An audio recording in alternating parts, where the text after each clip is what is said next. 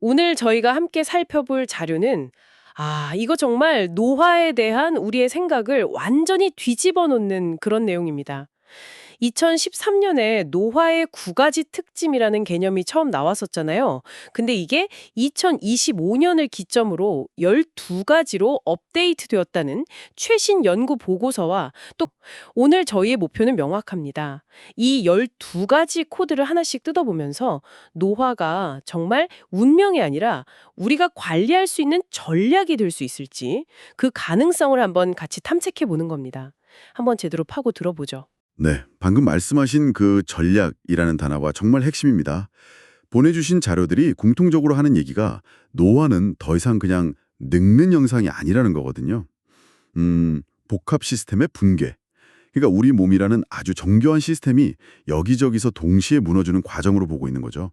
아주 작은 유전체 손상부터 장내 미생물 같은 큰 문제까지 전부 얽혀 있고요. 이 12가지를 좀 더 쉽게 이해하시려면 자료에서 제시한 3가지 범주로 나눠서 보는 게 좋습니다. 첫째는 손상의 근본 원인이 되는 기본적 특징, 그리고 둘째는 그 손상에 우리 몸이 좀 어설프게 반응하다가 오히려 문제를 키우는 적대적 특징, 마지막으로 이 모든 게 온몸으로 퍼져나가는 통합적 특징. 이 틀을 가지고 보시면 전체 그림이 훨씬 잘 들어오실 겁니다. 좋습니다. 그 틀을 다지고 한번 시작해 보죠. 그럼 가장 먼저 가장 충격적인 내용부터 한번 꺼내보겠습니다. 바로 텔로미어 마모에 대한 부분인데요. 텔로미어는 염색체 끝에 달린 보호캡, 일종의 생명의 시계라고 다들 아시잖아요. 그런데 2025년 셀 리포트 메디슨에 실린 연구 결과는 정말 상식을 파괴하더군요. 특정 당뇨약이 이 텔로미어 길이를 다시 늘렸다고요. 이건 그냥 시계의 속도를 늦춘 게 아니라 시간을 거꾸로 돌렸다는 얘기 아닌가요? 맞습니다. 바로 그 지점 때문에 지금 연구자들이 전부 흥분하고 있는 거죠. 짧아지는 걸 늦추는 연구는 꽤 있었지만 길이를 실제로 역전시킨 첫 대규모 임상 연구거든요. 정확히는 SGLT2 억제제 계열의 헤나글리플로진이라는 당뇨약인데요. 이걸 한 26주, 그러니까 약 6개월간 투여했더니 6개월이요? 네, 참가자들의 거의 90%에서요.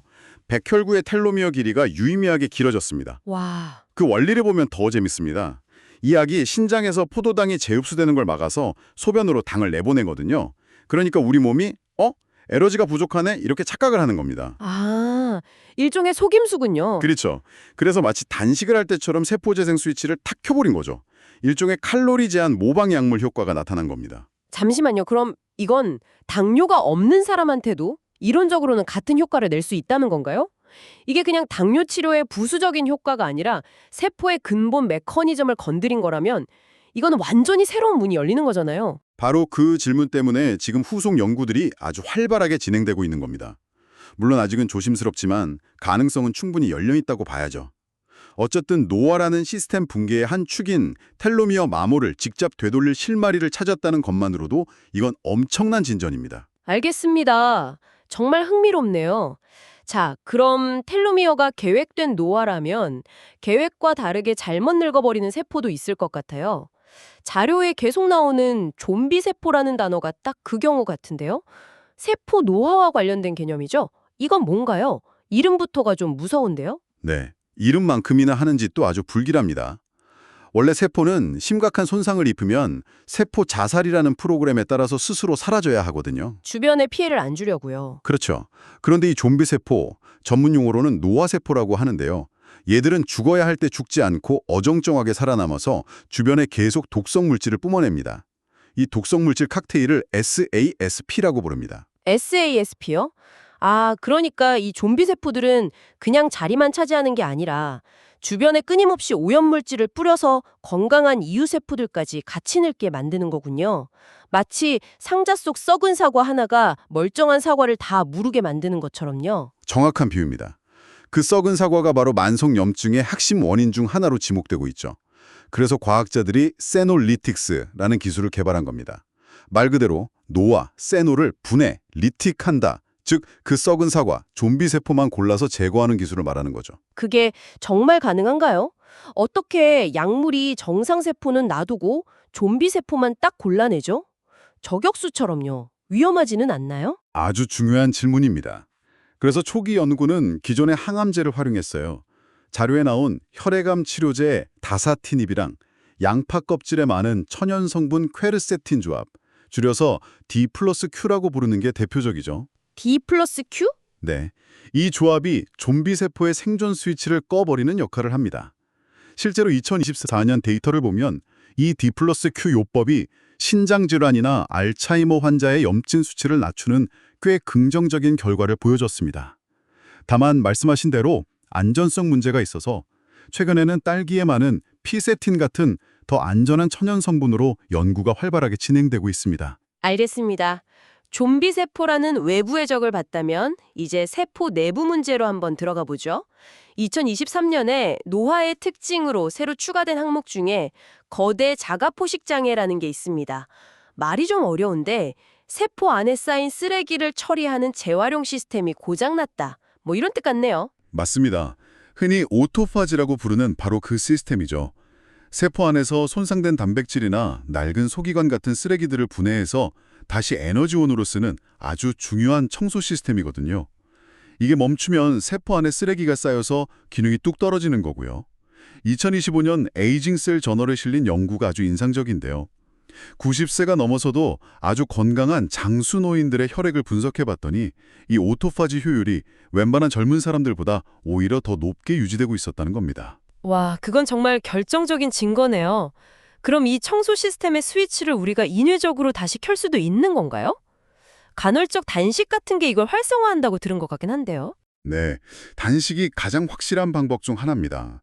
약물로는 라파마이신이 가장 강력한 오토파지 활성제로 알려져 있고요. 최근에는 버섯이나 콩에 많은 스퍼미딘이라는 성분이 크게 주목받고 있습니다. 이런 물질들이 세포 내의 소각로라고 할 수 있는 리소종 기능을 강화해서 독성 단백질 쓰레기들을 태워 없애는 역할을 하거든요. 세포 안 청소 이야기까지 나왔으니 이제 에너지 문제로 넘어가 보죠. 자료를 보니까 먹는 것 자체보다 우리 몸이 영양분을 어떻게 감지하느냐가 노화에 더 중요하다고 강조하네요. 영양소 감지 조절 장애와 미토콘드리아 기능 부전, 이 두 가지가 핵심인 것 같습니다. 네. 우리 몸에는 영양분이 풍부할 때 성장을 촉진하는 mTOR이라는 스위치가 있습니다.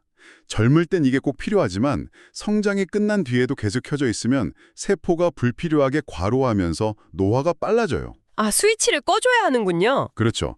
이 스위치를 꺼주는 게 항노화의 중요한 전략입니다. 대표적인 약물이 당뇨약 메트포르민이고요. 그리고 최근에 비만 치료제로 전 세계를 휩쓴 GLP-1 작용제들 있잖아요. 오젬픽이나 위고비 같은 약들이요. 이 약들이 지금 이 영역에 들어왔습니다. 아, 그 GLP-1 약물들이요. 다들 살 빼는 약으로만 알고 있는데 이게 항노화랑 무슨 관련이 있죠? 그게 바로 2025년의 가장 큰 화두 중 하나입니다. 이 약물들이 단순히 식욕을 억제해서 체중을 줄이는 걸 넘어서요. 몸 전체의 만성적인 염증을 극적으로 낮추고 혈관을 깨끗하게 만드는 그런 강력한 항노화 효과를 보인다는 데이터가 막 쏟아져 나왔기 때문입니다. 그래서 자료에서는 이 약물들을 진전한 의미의 첫 항노화제로 평가하기 시작했다. 이 점을 강조하고 있죠. 와, 영양소 감지 시스템을 직접 조절해서 노화의 경로 자체를 차단하는 겁니다. 영양소 감지 스위치를 조절하는 법을 알았으니 이제 진짜 에너지를 만드는 공장, 미토콘드리아 이야기를 해보죠. 나이가 들수록 기력이 떨어지는 게 결국 이 미토콘드리아가 낡아서 그런 거잖아요. 정확합니다. 미토콘드리아라는 엔진 효율이 떨어지는 거죠. 이 엔진을 수리하는 데 필요한 핵심 부품이 바로 NAD 플러스라는 물질입니다.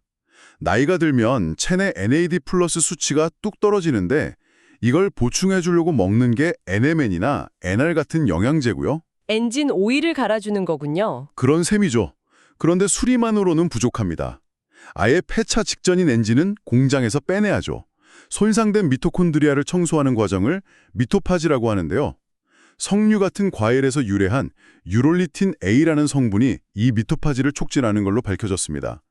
자료에 따르면 2025년에는 이 성분이 노년기 근감소증을 막는 핵심 보충제로 자리 잡았다고 분석하고 있습니다. 지금까지는 주로 세포 단위의 이야기였네요. 이제 좀 더 시야를 넓혀서 이 작은 문제들이 어떻게 시스템 전체를 무너뜨리는지로 넘어가 보겠습니다. 통합적 특징에 해당하는 만성 염증과 장내 미생물 불균형이 남아 있습니다. 네, 이제부터는 나무가 아니라 숲을 보는 관점입니다. 특히 만성 염증, 다른 말로 염증 노화에 대한 관점이 최근에 완전히 바뀌었어요. 결정적인 계기가 2024년 말에 발표된 한 연구입니다. IL-11이라는 특정 염증 유발 단백질의 유전자를 차단했더니 실험동물의 건강 수명이 무려 25%나 늘어났다는 결과가 나왔습니다. 25%요? 그건 엄청난 수치인데요. 그게 뭘 의미하는 거죠? 그건 바로 염증이 노화의 결과가 아니라 노화를 이끄는 핵심 원인이라는 강력한 증거라는 겁니다. 아, 순서가 바뀐 거군요. 때로 특정 염증 물질 때문에 우리 몸이 늙는다는 거죠. 패러다임이 바뀐 겁니다. 이제 IL-11 같은 특정 타겟만 막아도 노화 시계를 늦출 수 있다는 희망이 생긴 거죠. 염증이 노화의 원인이라면 그 염증은 도대체 어디서 오는 걸까요? 자료를 보면 아주 의외의 장소를 지목하고 있어요. 바로 장이네요. 장 건강이 노화랑 직결된다는 게 이제는 정설이 된 것 같습니다. 네, 장 뇌축을 넘어서 장 전신축이라는 개념이 자리 잡았기 때문입니다. 나이가 들면 장벽을 이루는 세포들의 결합이 느슨해지면서 장누수 증후군이 생기기 쉽거든요. 그럼 장내 세균이 만들어내는 내독소, 특히 LPS라는 물질이 혈관을 타고 온몸으로 퍼져나가요. 그러면서 전신에 약한 불을 지피는, 즉 만성염증을 일으키는 주범이 됩니다. 그럼 해결책도 장에서 찾아야겠군요. 그냥 유산균 많이 먹는 걸로는 부족한가요? 일반적인 유산균도 물론 도움이 되지만 자료에서는 더 나아간 방법들을 제시하고 있습니다. 예를 들어 장벽을 튼튼하게 해주는 아카만시아 뮤시니필라 같은 차세대 유익균을 직접 섭취하는 방법이 있고요. 더 나아가서는 건강한 젊은 사람의 대변에 있는 미생물 전체를 이식하는 대변 미생물 이식술. 네, FMT라고 하죠. 이 시술까지 노화 역전의 수단으로 진지하게 연구되고 있습니다. 조금 거부감이 드실 수도 있지만 장내 생태계 전체를 리모델링해서 염증의 근원을 차단하려는 시도인 셈이죠. 와, 유전체 불안정성이라는 가장 작은 단위에서 시작해서 장내 미생물 생태계라는 거대한 시스템까지 노화의 12가지 코드를 정말 숨가쁘게 훑어봤습니다. 자, 그렇다면 이 모든 지식이 우리에게 그리고 이걸 듣고 계신 당신께 의미하는 바는 무엇일까요? 이 복잡한 과학을 당장 오늘부터 어떻게 내 삶에 적용할 수 있을까요? 이 모든 걸 관통하는 하나의 개념을 기억하시면 좋을 것 같습니다. 자료에 언급된 피터 아티아 박사의 백세인 데카슬론이라는 개념인데요. 백세인 데카슬론, 백세 철인 10종 경기요? 네, 이건 단순히 100세까지 숨쉬며 살아남는 게 목표가 아닙니다. 90세, 100세가 되었어도 내가 정말 하고 싶은 10가지 활동을 할 수 있는 몸을 만드는 게 목표죠. 예를 들면 손주를 번쩍 들어 안아주기, 혼자 힘으로 바닥에서 일어나기, 계단 2개 층을 쉬지 않고 오르기 같은 아주 구체적인 활동들입니다. 아, 그 개념 정말 와닿네요. 젊었을 때 노후 자금을 저축하는 것처럼 젊을 때부터 미래에 내가 쓸 근력이나 심폐지구력을 미리 저축해 둬야 한다는 의미군요. 바로 그겁니다. 특히 심폐지구력을 나타내는 VO2 맥스 수치는 건강 수명을 예측하는 가장 강력한 지표로 꼽히거든요. 피터 아티아 박사는 지금 당신의 VO2 맥스를 상위 25% 수준으로 유지하는 게 90세에 계단을 오를 수 있는 가장 확실한 보험이라고 말합니다. 오늘 우리가 다룬 이 12가지 노화의 코드는 바로 그 신체 능력 저축을 어떻게 더 효율적으로 할 수 있는지 알려주는 구체적인 전략 지도인 셈이죠. 좀비 세포를 청소하고 미토콘드리아 엔진을 수리하고 염증의 불을 끄는 이 모든 노력이 결국 백세인 데카슬론을 완주하기 위한 훈련 과정인 겁니다. 2026년의 항노화는 운이 아니라 전략이라는 말이 이제야 정말 실감나게 다가옵니다. 오늘 저희가 함께 분석한 12가지 코드를 이해하고 그중 단 몇 가지라도 당신의 삶에 적용해 관리하기 시작한다면 당신의 인생 마지막 10년은 완전히 다른 모습이 될 수 있을 겁니다. 오늘 저희가 준비한 내용은 여기까지입니다. 이 자료들을 바탕으로 이제 당신께서 스스로에게 던져볼 다음 질문은 이것이 아닐까 싶습니다. 나는 단순히 수명을 늘릴 것인가? 아니면 건강 수명을 직접 설계할 것인가?